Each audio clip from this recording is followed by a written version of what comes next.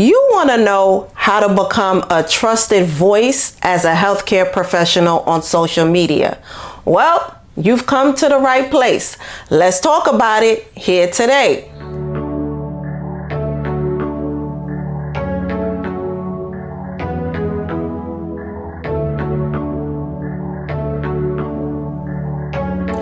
Hi guys, welcome back to RTs Share Tea, where respiratory therapists live out loud. With me, your host, Linda Fry, the Asthma Lady. Yes, welcome everyone, welcome to anyone new, and we are still high off of Nixon 5. Yes. The sky remains blue and orange. All right. So if you guys follow me on social media, you've been seeing my pics, my work pics, of me celebrating that the facts that we are champions here in New York City. Yes. All right. But let me not, rub that in y'all faces for those of y'all who just don't understand after waiting 53 years. Yeah. Okay. So let's talk about how to be a trusted voice as a healthcare professional on social media. Now, why should you be on social media, right? Why should you be that trusted voice? Know that the average everyday person right now is using social media as a search engine. Okay, so what that means is most of these social media platforms in the beginning were used mainly for entertainment. All right, so just to, pass the time. Now we are finding that social media platforms like TikTok and, Instagram and, all these other platforms are really being used to search for things that people are looking for, like information about things. And yes, that includes health information, right? Which is scary because that means anybody that's popular can say something, give a recommendation, give a tip, give advice in regards to healthcare, health well-being, and they don't have to have any type of credentials at all, which is scary. So this is why I find it very necessary for those of us in the healthcare space, us, respiratory therapists, nurses, PAs, doctors, and everything under the sun, why it's important for us to be on social media, because that's where a lot of people are. And this is a good place to offset misinformation and bust myths. For those of us that are using our voice to help patients, we want it so that it's easy for patients to find us, right? So when they have to ask questions, they need to find more information, that they can come to us. And if we don't have the answers, we can still be like, okay, we know where you can go to a trusted, credible resource to get further information. All right, here are 3 simple things you need to become a trusted voice as a healthcare worker on social media. The first thing you need is self-awareness. Yes. You have to know thyself. Yes, because what ends up happening is sometimes when people throw on the camera or they're posting, people can tell when you don't really communicate like that, when you don't really talk like that. You don't really represent yourself like that in real time, in real space, when you're outside or whatever.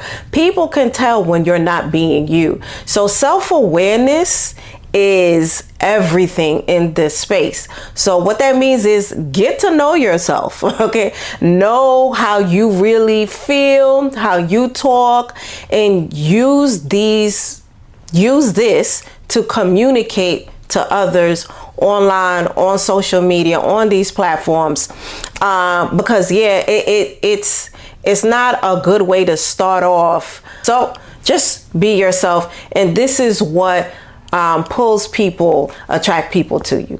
After self-awareness, we have self-validation. Yes, being able to clap for yourself, right? Whenever you do something that you said you were going to do and you actually did it. So things like posting, putting out your content out there, and no matter if people love it or if they are engaging with it, you're still putting it out there, because eventually the right eyeballs will see this content, and you will be helping the intended eyes. So you have to know what your intentions are. But with that being said, self-validation comes with you being able to clap for yourself, right? Even when people are not clapping for you. All right, so this helping you with being consistent. You want to make sure that you are consistently being yourself, being present in the space, knowing what your intentions are, and just being that constant voice, right? And this is how people will trust you, because you are continuously showing up as yourself. And whether people clap for you or not, you continue to do this. So yes, so we have self-awareness and we have self-validation. Oh yes. Now we have the third thing. After self-awareness, after self-validation, we have self-confidence, right? So when you speak about a topic or you are presenting things, you want it to come from a place of self-confidence, right? Where you feel confident about what you're putting out. And what I tell people is to start even before the confidence is there and strong, and the reason why I say that is because when you say you're going to do something and you actually do it, that's when self-confidence starts to show up. Yeah, so it really shows up brick by brick. As you're laying the bricks down, your self-confidence will go up, and you will be able to speak from a place of self-confidence. And this is another thing that attracts people to you, right? That attracts patients to you, that makes people trust you, right? So all of these things work together. And as a self-confidence person, you can, within your content, within your posting, you can be such a great teacher. Yes. So teaching people. So when you're putting out the content, you're also teaching someone something and being that trusted voice in the healthcare space. Once again, people are looking for this information, right? So as the asthma lady, I put out content and information about asthma self-management, right? About asthma education. And I am very confident in this space because I actually do it in real time. This is what I do, as a respiratory therapist. So I can confidently talk about the topic in several different ways, and I use several different vehicles of communication to do this, right? I podcast, I'm on social media, I'm also, I have written books, and I'm also outside. I speak to everyday people in regards to this topic. So yes, we have self-awareness, we have self-validation, we have self-confidence. These three things, 3 fingers, right? These 3 things are gold when it comes to being that trusted voice, right? And just being all around enthusiastic about what you do, being passionate, all of that really does help you be that trusted voice. Oh, and we can't forget to be empathetic as well, right? Because once again, people are searching for information, and you don't want to just be that person that is like, ooh, I know everything and you should too. It's like you want to start from a place of empathy. All right, guys. So yes, be a part of the conversation. Let me know if I left anything out. Have you dabbled your toes in the social media waters and you're like, not for me, I don't get it, or I don't know what to do, or I'm just scared to start? Let me know. Hit me up, chime in on the convo, and let me know if you want to hear more conversations like this. Guys, if you enjoyed this episode and past episodes and you gained anything from it, thank you so much. Please consider contributing to our digital tip jar.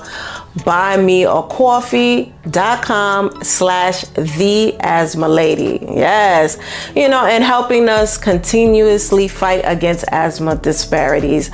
I'm going to thank you in advance.